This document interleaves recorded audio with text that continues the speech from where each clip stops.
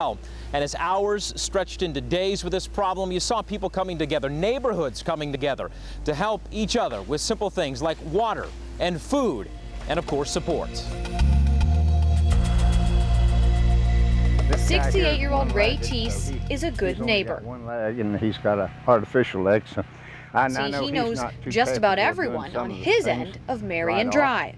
And this guy over here is about 80 years old. And so when a tree snapped 2 power lines last Sunday and his electric well stopped working, well, Ray figured he better get in motion. We had hundreds of feet of hose. Ray is a handy kind of guy. This is a pressure switch. So he connected some cable, ran some hoses, and got the water pumping again. But he didn't stop there. He came over and wanted to know if I wanted to get on the water, he could hook it up. So that's what we did. Ray hooked up a water line to Richard Marks's house across the street and 3 other houses next door. And I had a Y across the street so that people could open it up and drive down with their vehicle and fill up their cans or whatever they had. By midweek, the whole street had water again, thanks to Ray's capable hands. His neighbors tell us it was a godsend. Well, I think it's a real big deal because it helped me tremendously. It lifted my spirits quite a bit. But to Ray, it's no big deal. If something happened to my family, they'd be right there. And if something happens to them, I'll be there for them. Catherine Burcham, News Center 7. This is a very close-knit street, but it's really brought the neighbors out even more. People getting together talking that absolutely otherwise wouldn't have. Corona Avenue in Oakwood is not unlike many others in the Miami Valley. This side of the street, the north side, got power back within a few hours after the windstorm, while the south side of the street has been without power since Sunday afternoon.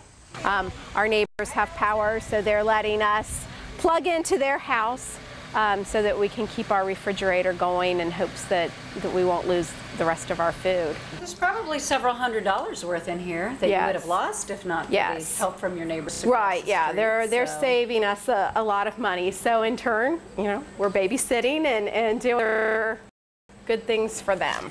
You know, the kids had some time off of school, and I don't see it as a terrible thing. It's sad to see some of these huge trees down. I went out, there were some trees up the street here that were kind of jagging out into the street, and so I cut those off. And hit those. I mean, this whole street was just littered like every other street. It's inconvenient, but it's not the end of the world. Obviously, there are far worse things, and it certainly reminds you of how many great things that we have in our lives. Orange has never really been the Williams' favorite color. All righty. But now they consider it a blessing. That's all it is. You got to help each other. No power. I thank God for him, yeah, I do. And desperate, Larry Williams and his wife felt alone and helpless. Big mess. Thank you. But then came this 100 feet of... He would give me an electric line to run over the fence. It's just enough to run the Williams refrigerator and a light so they can see. Just enough to keep the Williams holding on. They are so thankful for this small crack in this 6-foot privacy fence.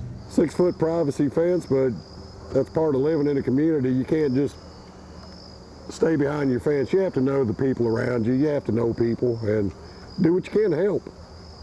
That's all you can do. Yep. Like I said, without him, I wouldn't have nothing. Quite a story for 2 men who don't even know each other's last names.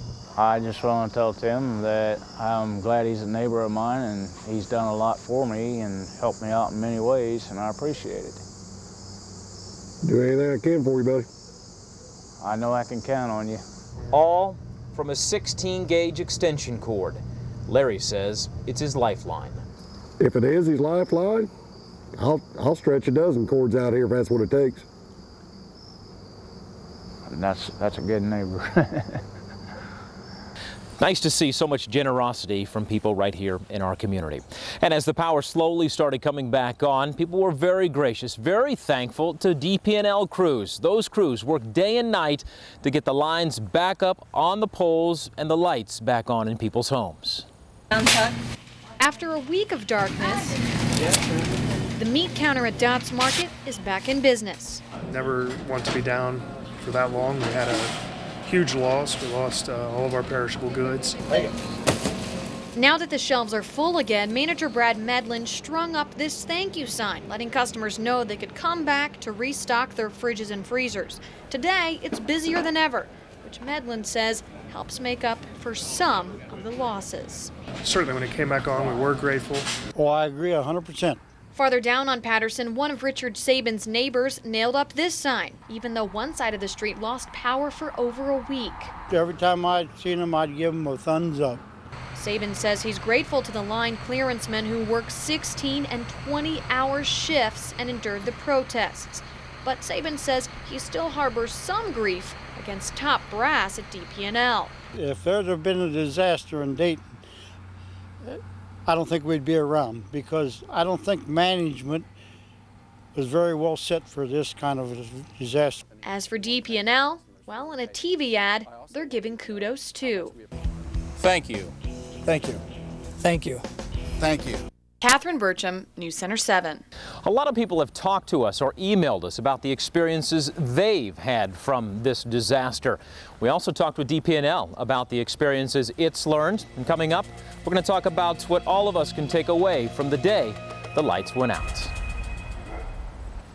Please join me in supporting this unique and exciting quilt show.